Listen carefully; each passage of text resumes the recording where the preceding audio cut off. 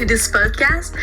This week with my amazing co-host Zara, myself Camille, receive Tagan Shepard, author of the Queen of Humboldt and Knights Tango, which we will be discussing today. So welcome. Did you intend to write each book of your series as a standalone or not? Yeah, they're intended to be standalone. Each one kind of builds on the relationship, so it helps to read them in order. But yeah, they're all standalone. I kind of like that about a series when you can feel like you can jump in at any point and understand the characters. So that's definitely the intention. Are you a chess fan, Tagan? Is that why you base the book a little bit on chess? A little bit. I came up with the name Queen of Humboldt, and then I was kind of like trying to figure out how I thought of that character and why she uses that moniker. So that's kind of where the chess came in. I do love to play. I am terrible at it. Two Knights Tango is actually an opening move in chess. And I've never been that kind of chess player who can like think a couple steps ahead enough to like do a planned attack like that.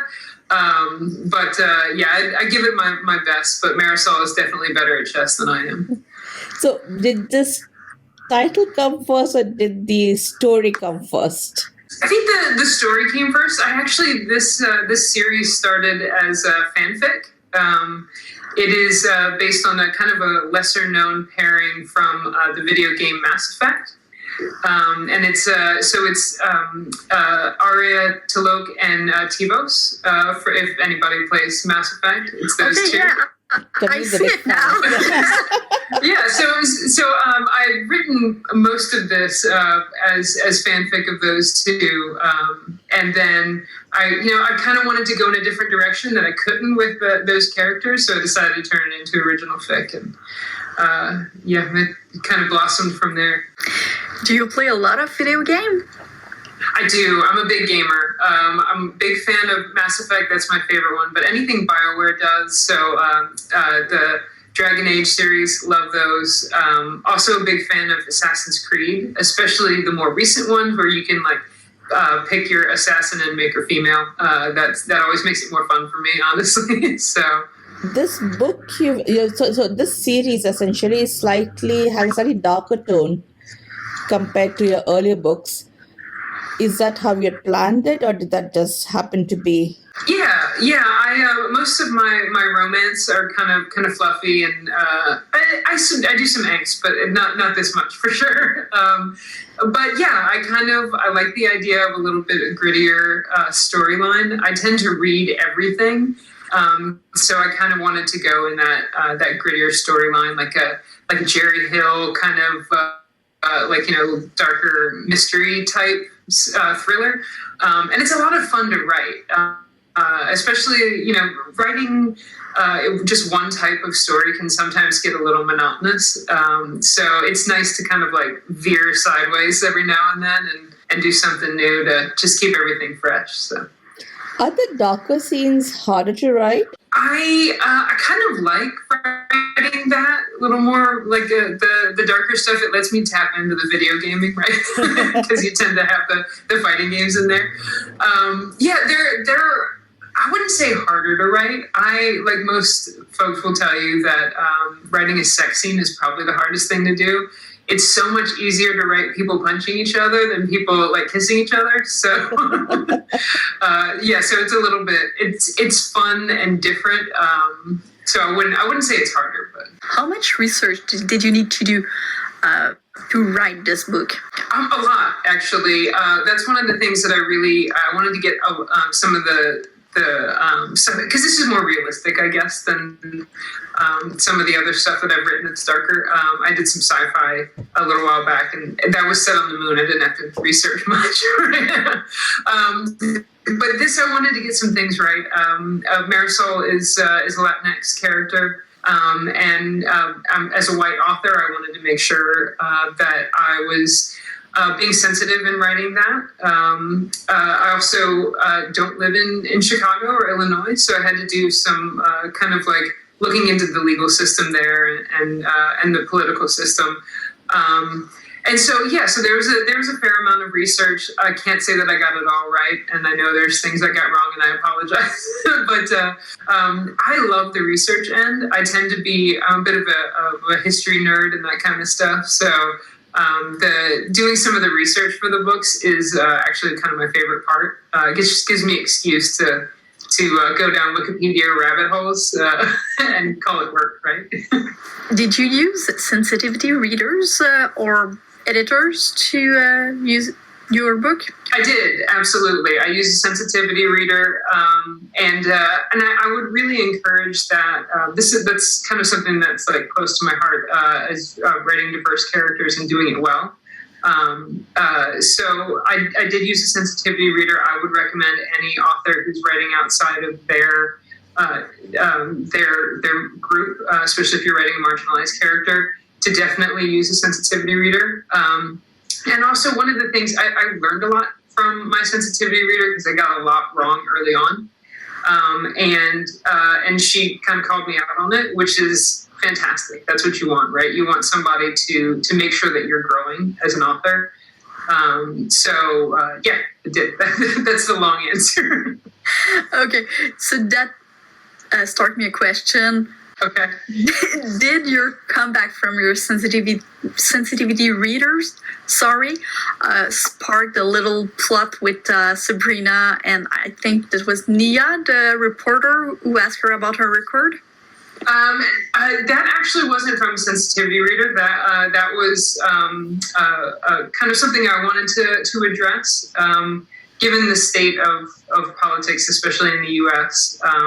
When I was writing this, because it takes a while for things to get to print, right? So I was writing this in the summer of 2020, which in the U.S. had a lot of discussion about policing and about the justice system and about how we treat people of color in this country. And I didn't feel right having a character who was a prosecutor and governor, right? So she could make change, real effective change. And she probably had some background that was complicated and problematic.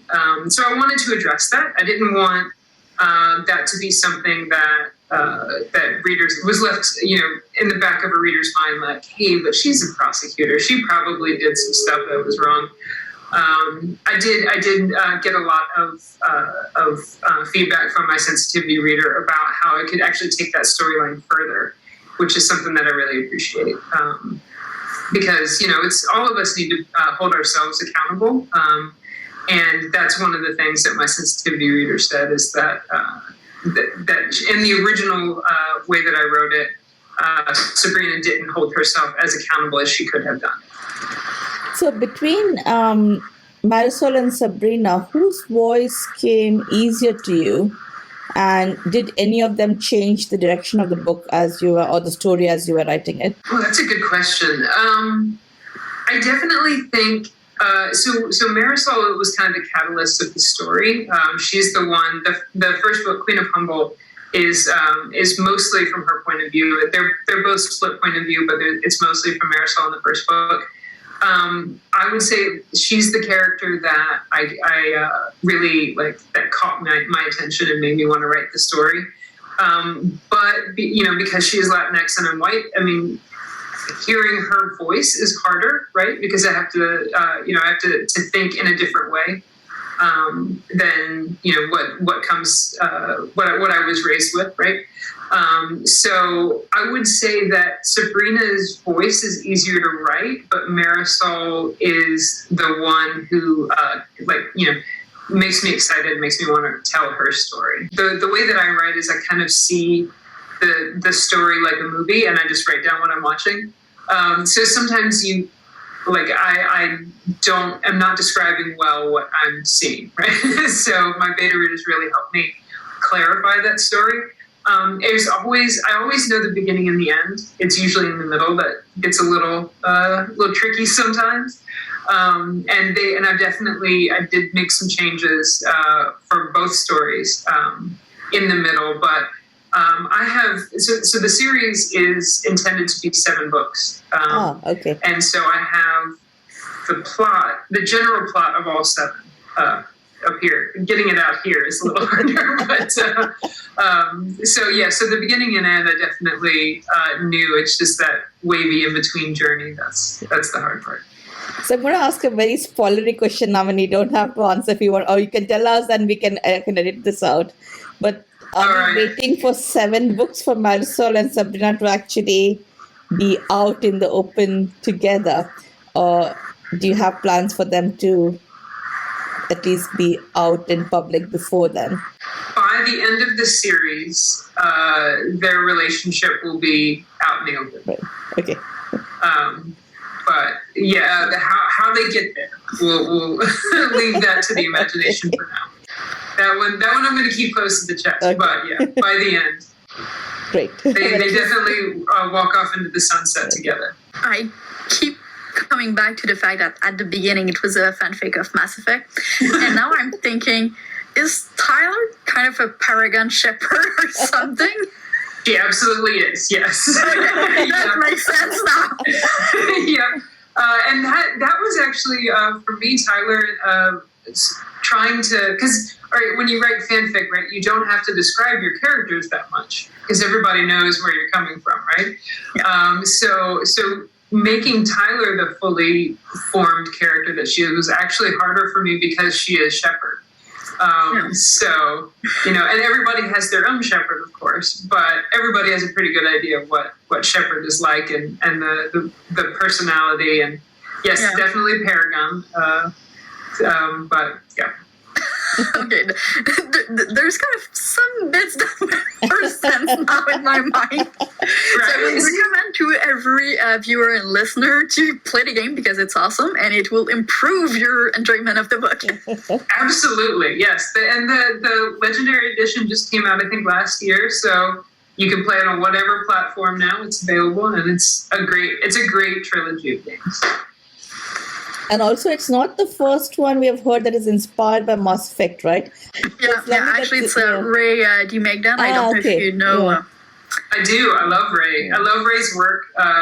And actually, so a little bit of an aside for Ray here is that, so like I said, I started writing fanfic, and I didn't actually know about Lesfic and WOW and all, this whole community that we're in, until I was reading Ray's fanfic. And she put a comment at the front of one of her stories that her next book was coming out. And I was like, what? People write that? And so that's how I found, so through Ray Magdan, I found As a Palm Press, and then Bella and Boldstroke and Bywater, and, this huge, vibrant community we have. And actually that, I was like, oh, so I can write my own stuff and get it published. And so, actually, Ray is a good friend, and she's also the reason that I am where I am today in my career. So, do you need a specific setting to write? Do you have a routine or a ritual? I do. I usually like it quiet. There's the two camps of writers, right? The ones who go to a coffee shop and write, and then the folks who have to sit at home in a little cave and stuff. And I have always been the quiet writer. But then the pandemic happened, and I'm stuck inside for 2 years, right? And so I'm like, I just need to get out of the house. So I actually recently have been going out to a coffee shop to write, and I gotta say, it's kind of nice. I always see random weird people. It's a great way to people watch, especially right now I'm in edits for my next project, and I hate edits. I would much rather write all day than do that. But that gave me the motivation is going out and editing in public. So can I ask what the journey from writing fanfic to being published was like? Was it very different to what you expected, or was it easier because you'd already been writing fanfic? It was, easier is hard. I don't know. See, now I have to learn all the grammar and the craft stuff that I didn't have to necessarily. The fanfic readers are very forgiving, I think, which is wonderful. And I just love the fanfic community. I think it's fantastic. It definitely gave me an idea of how to put a story together. Funny, so the way that I got into writing, and I always tease my wife for this, is that I used to work overnights, and so I would have a week off, and then I'd have to go back to overnight. So I played video games overnight, like for 10 hours while she's upstairs sleeping. And one morning she got up, and I was telling her I felt like I love playing video games, but I feel like I'm wasting my life here, just playing this much. And she was like, well, then do something else. And she's all grumpy. She hadn't had her coffee yet. And I was like what? She's like, I don't know, write a book. And she said it so sarcastically. And I'm Gen X, right? So, like, if you say something to me sarcastic, I'm going to, you know what? I'm going to write a book. So then I went, like, a little while later, I started writing Visiting Hours, which was my debut novel. I must say that I had a really wonderful transition into writing original fic. I got this manuscript together. I was really happy with it. And I sent it into Bella Books.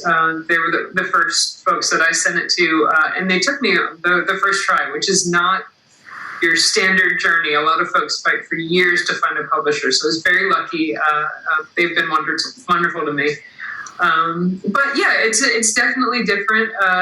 Like I said, I don't like edits. Part of that is because every time I get a new edit on a book, I find out the way that I've been speaking English wrong or like typing English wrong for years. So it's a learning process, but it's really wonderful. I do miss the like instant gratification of fanfic where you get those likes and you get those comments, and every day you've got that email from AO3 from Archive of Our Own in your box saying like, this is how many likes you got. And you don't get that, right? When you publish a book, it takes you 6 months to get a royalty check, and but so it's different. But it's been a fun journey. Is it also hard to? So you sort of submit your book and then you wait for edits, and then by the time you actually see it in print, it's normally 6 months on, isn't it? Since you've finished the story. So is that a bit hard that when readers start talking about the book, but you've already actually moved on to maybe the next book? Is the waiting period hard? It's actually good for me because what I'll do is I'll write. I tend to write pretty quickly, and I'll write a book, and then I'll put it aside, and I'll work on something else, and then I'll come back to it a few months later, and it's nice because I've forgotten it. And so it gives me a chance to look at it with fresh eyes, which will, if the story is always in the front of your mind, then it's harder to see the holes in the plot, especially, and in the character arc. So it is like, I get edits back and I'm like, wait, what was that book? Oh, right. Okay. Jump back in. But I'm always working on something, and it keeps me from getting too familiar with the story, so that I then end up losing perspective on it. But yeah, the wait can sometimes be like, I'm working on something right now that I'm really excited about, and I can't wait for it to get out in the world. But I know it's going to be months before it happens. So the fortunate thing is like I've loved everything I've put out. So I'm always excited to talk about the story. It's always something new to talk about. So yeah, sometimes it's hard to hold back and not tell everybody all the cool bits. But I know they'll get there eventually. Can you tease us something from a future work that won't tease too much, but just to spark something? All right. Yeah. Well, so like I said, I'm excited about my next one. So I'll tease that. So that one kind of brings in my love of like the full queer fandom. So this one takes place at a fictional fan convention. So I get to reference basically every TV show that has ever had a queer character in it. I reference. So that one's really fun. So we can look forward to that. So it's a book that will be dad. Right, exactly. Yeah, it'll be. They're not deep references necessarily, but yeah, if you have like a little score card of every show you've ever seen with like even the hint of a lesbian romance, you can follow along with this next one. Okay, so take out the big card for the next one. Good, noted.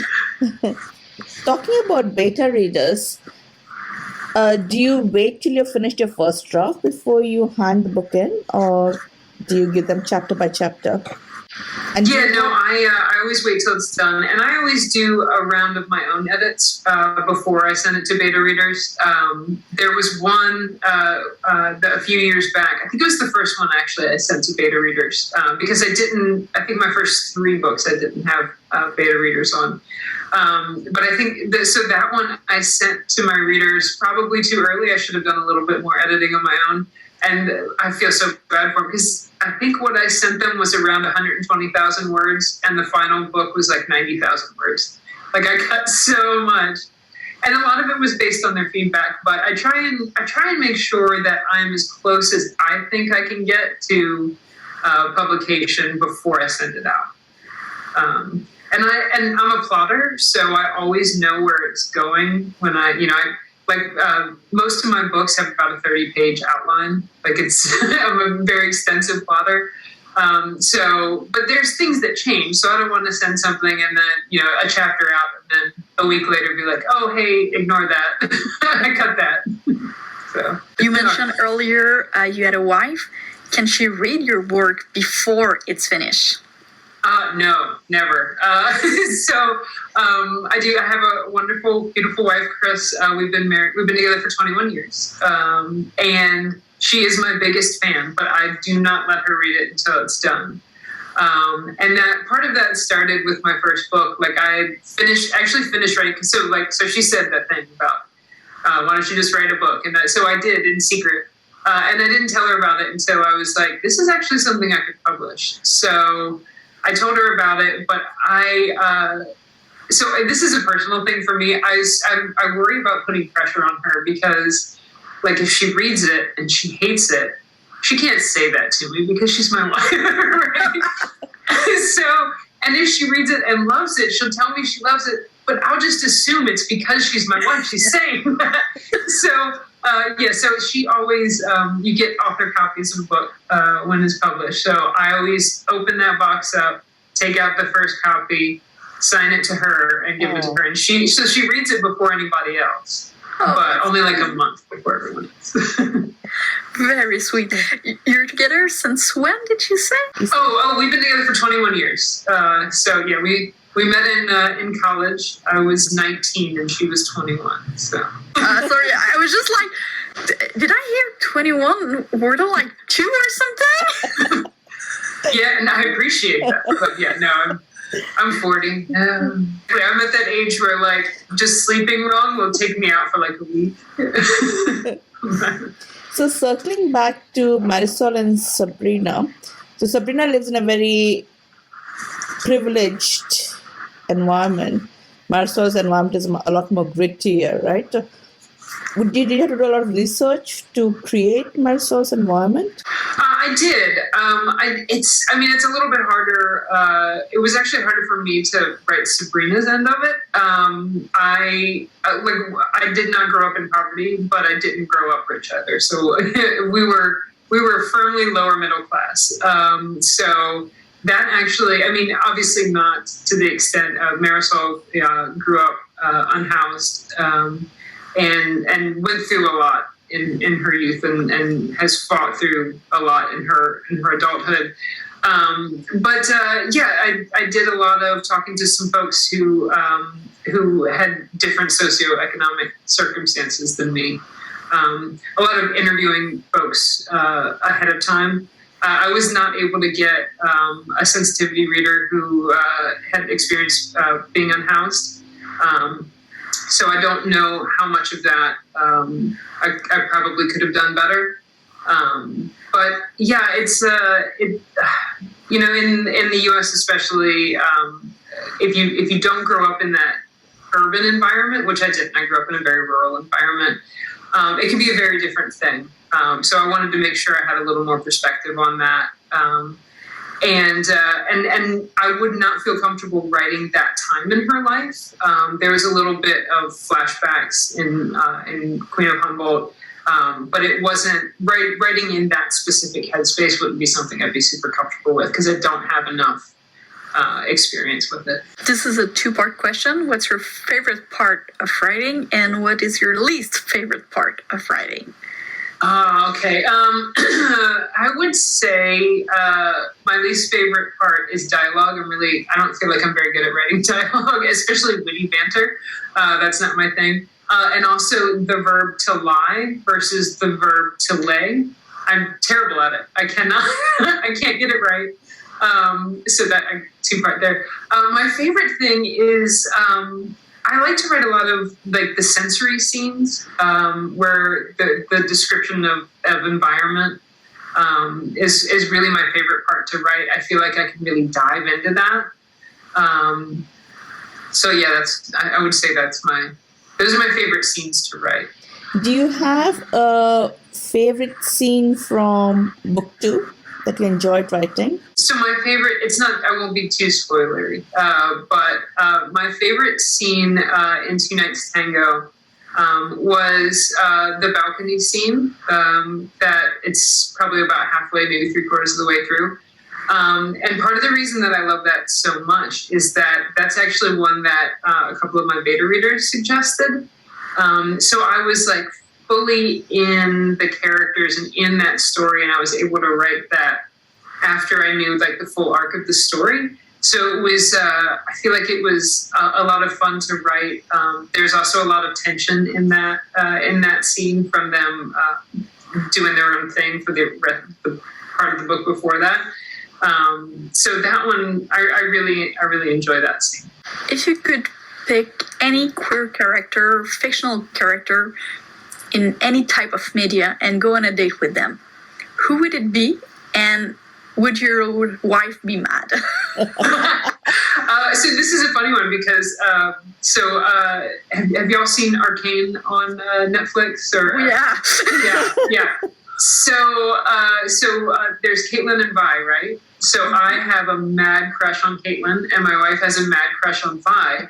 So I think that I would want to go on a date with Caitlin at the same time she went on a date with Vi, so I couldn't get in trouble for it. That's clever, right?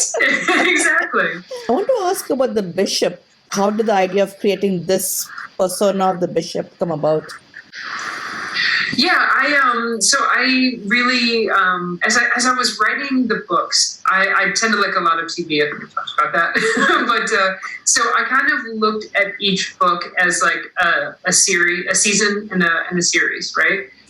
So I wanted to have a big bad, the guy that like you get at the end of the book, at the end of the series, that always, they take him down. Buffy the Vampire Slayer was my favorite, so there's always like that new big bad every season. And that was the idea of the bishop. Around the same time I was writing that was when a lot of the Jeffrey Epstein stuff was coming out.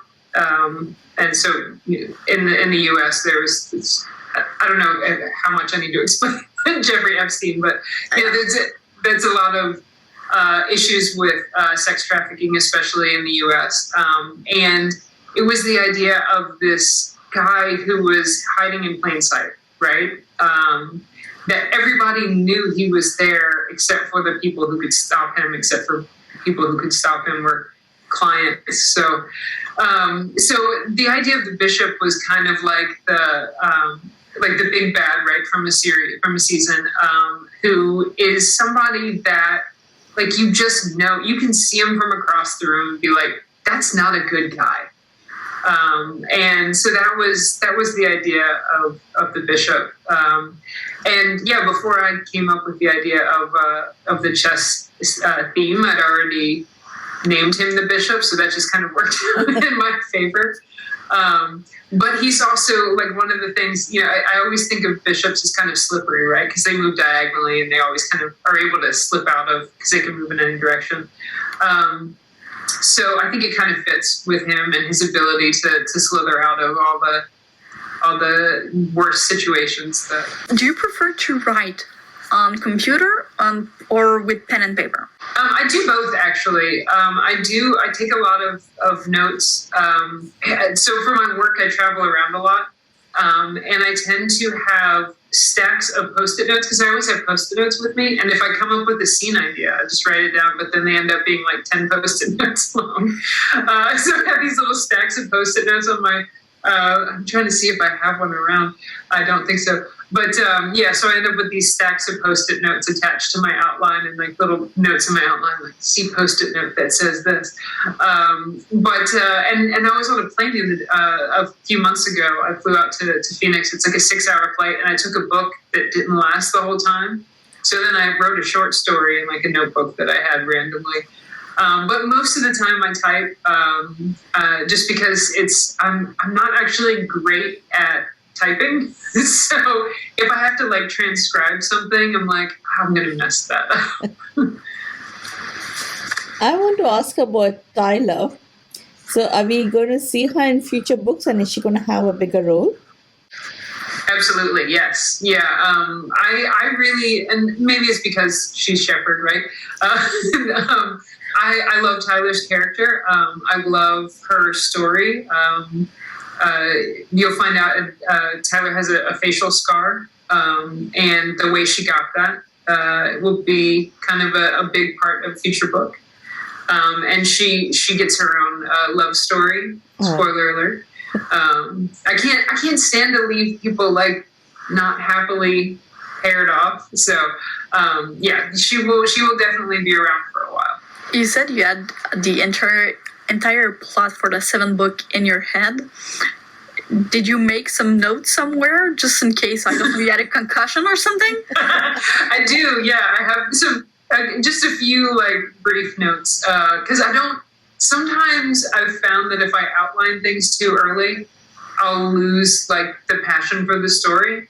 So I have like, because every book is going to be a chess piece. So it was Queen, Knight, a notch. I think Castle is the next one. And then, so I have, okay, for each book, this is going to be the main arc of the story. So yeah, because it won't take a concussion. Like I said, I'm 40. Things just slip out now. And just a secret between the three of us, Tyler love interest, will it be based on Liara? It actually, it won't. Sorry, no. No, okay. I know. I wanted it to be, but I found that she had better chemistry with somebody else. So okay. It's good. Now, for Mass Effect, True Blue all the way through, it's always Liara. I even like, there's, for people who don't play video games, this part's going to be very boring, but I'm going to say that anyway. I always want to get all of the trophies when you play through a game. But if you are monogamous with Liara, you can't get the 3 romance trophy. So I was like, I'll just romance somebody else and then dump them and go back to it. I couldn't do it. I could not make myself do it. If you had to restart your publishing journey again, would you do anything different? That's a fantastic question. I would not. I think that Bella was the perfect place for me to go. Especially at that point, they're incredibly helpful for you, especially for a new author. They really take good care of you, and I always talk about being part of the Bella family, and it definitely does feel like a family. I'm not sure, like, as your career goes. So I've been with them for 6 years. This is my 7th book that just came out. So like things change of what you need in your career. So I don't know what the future will bring, but at the same time, I wouldn't change how I started at all. So based on your experience, what advice would you give new writers? Oh, good one. I would say the best advice is to not listen to too much advice. If you spend any time on writing Twitter, you'll see there's like, oh, you have to be a real writer, you have to fill in the blank. And it's like, write every day, or don't do this and do that. All of that is nonsense. Everybody's process is different. I definitely, when I started, I wrote every single day. I had a lot less stress in my life at the time and a lot more free time. Now I don't write every day. There are some days where I wish I could and I just can't. There are some days where I'm just not feeling it and I'm not going to push myself. But yeah, I would say trust your own process. And because if you write, you're a writer. And it doesn't mean if you write X number of words a day, you're a writer. It just means if you're a writer. So that would be the advice that I would give. I would like to answer the question you were never asked and wanted to answer. Okay. So what is it we're listening? Honestly, it's funny. Nobody ever asked you like why you become a writer, or at least nobody's ever asked me. Okay, nobody's ever asked me why I decided to write. And I think everybody has a different answer to that question. For me, it's still that I still have trouble finding the books I want to read. And I know a lot of people say that, and that we do have amazing authors in our community, and now even mainstream is starting to embrace women loving women and Sapphic literature, which is great. It's sometimes problematic, but I'm still at a point where sometimes I still have to write the book I want to read, and so yeah, that's why I became a writer, and nobody's ever asked me that before. I'm glad I asked. Yeah. I wanted to ask about reviews. Do you read your book reviews, and how do you feel about maybe the not so complimentary reviews? So I am definitely in the camp now that reviews are not for writers, they're for readers. Early on, I read every review, and it's a really good way to drive yourself crazy because a lot of times your reviews will be contradictory, right? Like one person will be like, "Oh, I hated this," and someone else, "I love that." And so it's like, what do you do? I did learn a lot early on from some of the reviews that I got, so I don't think that that it's always a bad thing for writers to read their reviews. For instance, Tara Scott reviewed Queen of Humboldt, and in Queen of Humboldt, I italicized my Spanish because that's what I'd seen in the publishing world. Like that's kind of standard. And Tara pointed out that that's not a thing that should be done anymore because of others, folks who were bilingual. So if I hadn't read that review, I wouldn't have known to make that change into Knights Tango, and I'm really grateful for knowing that, and I wouldn't have known it if I didn't read the reviews. A lot of times I used to do this thing where I would read my reviews and see like if there were some that were not super complimentary and they made me like feel kind of crummy. I would go to my favorite book and read the reviews on that because people will hate anything and that's okay. The way that I kind of look at it is if all of my reviews were positive, then I'm not reaching enough people. Because if you're getting reviews that are all complimentary, you're only getting that one target audience. And if somebody picked up your book and didn't like it, it means that they're not inside your target audience. So yeah, I'm kind of trying to find the silver lining on the less than positive reviews, but I tend not to read them anymore. I mean, and there are definitely like books that everybody loved, and I just like I don't get it, and I know it's not the writer, it's not me, it's just those two things didn't mix. So, before being a published author, did you write review on book that you read? And if so, did you continue to do so after, like with an anonymous, or something? Yeah, so I did. I did write reviews on Goodreads before I was a published author. I look back at some of the things I said, and to be clear, it's not about any WOW author, but one of my favorite authors who doesn't write queer stuff, he wrote another book, and I just hated it. And I tore that book apart, and I read it now, and I'm like, Man, that was really mean. I should not have said that. So I don't review anymore, and part of that is because I don't like. It's the same thing that I was saying about my wife, right? Is that I can't really trust her opinion because I know she wants to be nice. I look back at those reviews that I wrote and I was, man, you were mean. I would never do that now. But if I'm not honest, then why write a review, right? So I don't review anymore. Do you enjoy reading, and have there been any books that have influenced your writing journey? I love to read. I read across all genres. I read a lot of nonfiction too. I used to have more time for it. Nowadays, I do a lot of driving, so I listen to a lot of audiobooks, which are fantastic. I just love the ability to access literature when you can't necessarily sit down and put your eyes on a page. So it's wonderful. I do think I have no formal training in writing. I'm one of those writers that learned how to craft a story from reading so many stories. And that's probably why I don't know how to use the verb to lie versus the verb to lay, because no teacher ever taught me. I'm not really good at like identifying a writer's voice. I tend to be really good at suspending my disbelief and just kind of delving into a story. So I don't necessarily think I could pick out a writer's voice and then say, oh, yeah, I see that in my own. I will read anything. So when you choose an audiobook, do you tend to stick with narrators that you like? Narration is a very personal thing. And I find that a lot of people sometimes the narration can just put you right off the book.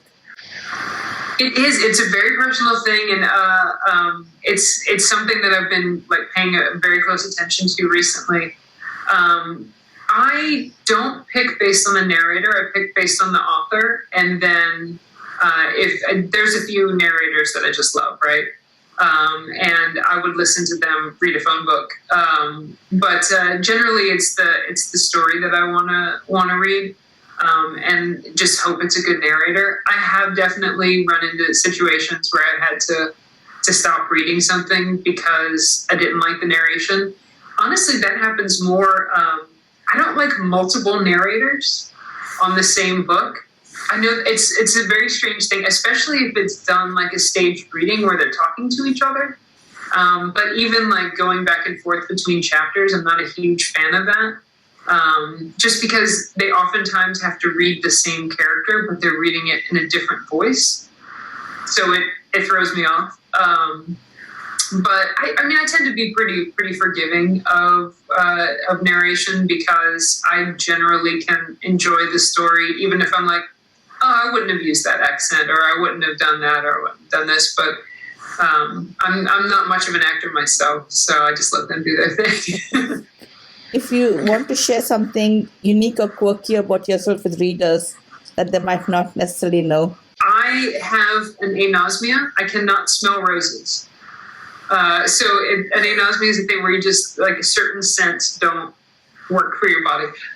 So I literally cannot stop and smell the roses because they don't smell like anything. I used to live in Richmond, Virginia, which is a little bit south of where I live now. And there's this beautiful botanical garden there called Lewis Ginter Botanical Garden. And they have, I think it's like 5 acres rose garden. It's all roses. And I was there with my wife and we walked into the center of it. She's like, oh my God, it smells amazing. And I'm like, I smell like grass clippings from like the lawn behind it. But that's it. And that's when I realized I was probably in my 30s when I realized that. And so we went, she had me go to like every different breed of rose and like stick my face in it and see if I could smell anything. And nothing. But interestingly, you know how like some cheap florists will use like a rose perfume on like less than good roses? I can smell fake rose, not the essential oil of roses, but like the fake rose scent. I can smell that. So I can tell you if the roses that you got me were cheap. But I can't tell you, or if I can't smell them, then I know they're good, right? We're on the This or That section of this podcast. This or That. Lights on or lights off? Lights on. Vanilla or chocolate? Vanilla. Spice or mild? Mild. Socks or blankets? Blankets. Mountain or river? Mountain. Theater or cinema? Theater. Bar or restaurant? Bar. Coffee or tea? Yes. I would allow. Mocktail or cocktail? Cocktail. Cats or dogs? Cats. Indoor or outdoor? Indoor. That's it. All right. Thank you very much for joining us today, Tagan. It was great to talk to you. Thank you. This is wonderful. Do you have a message for your readers? I think the message I would say is thank you for reading. Thanks for sending some love my way. I know there's a lot out there, and I appreciate the support.